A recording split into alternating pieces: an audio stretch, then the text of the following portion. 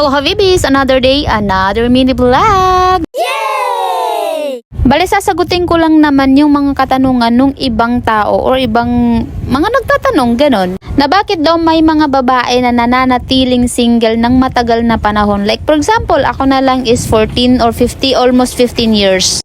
Tapos kung magsipag akala mo 10 yung anak o 20 yung anak, isang dosena, ganun. Bale, itong sagot ko na to, base lang naman sa experience ko.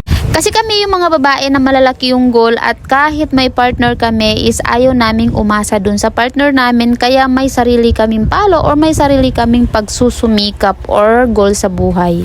Kaya kami rin yung mga babae na talagang kahit anong trabaho or hanap buhay, basta halal, ethical, moral, papasukin namin yan basta kikita kami ng pera. Kasi nga wala kaming pakialam sa sasabihin ng ibang tao basta hindi namin ginagawa yung mga bagay na bawal. Nagigets mo ba? Hindi ako galit pero nagpapaliwanag lang. Lalo ba sa mga gaya ko na single parent, talagang papasukin ng lahat. Wag lang talaga mawala ng pera. Ganun. Iilan din sa amin na mga babae na akala nyo napaka-strong and independent is akala nyo hindi na umiiyak.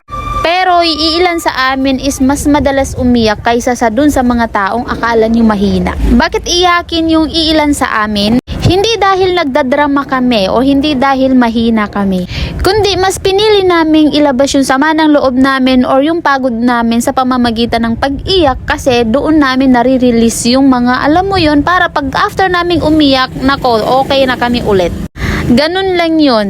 Gusto naming ilabas yung sama ng loob namin or pagod namin para pag after naming umiyak, okay na kami at kaya na namin bumangon at magtrabaho ulit. At kami rin yung mga babae na kaya namin kumita ng pera kahit walang lalaki sa buhay namin. Hindi dahil hindi namin kailangan ng lalaki or pagmamahal ng lalaki, kundi kailangan naming magsumika para kung ano man yung mangyari, ready kami at hindi kami kawawa sa huli. Ewan ko kung nagigets mo, basta yun na yun. Kaya pag kami nagka-love life, talagang takot kami na mawala yung lalaki, pero hindi kami takot na palayain sila.